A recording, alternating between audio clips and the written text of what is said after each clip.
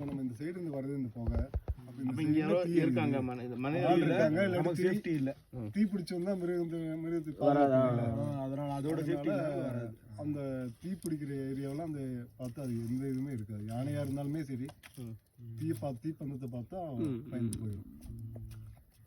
இப்போ நாங்கள் பகலில் நாங்கள் கீழே வேலை செஞ்சுருக்கும்போது அந்த ஏரியா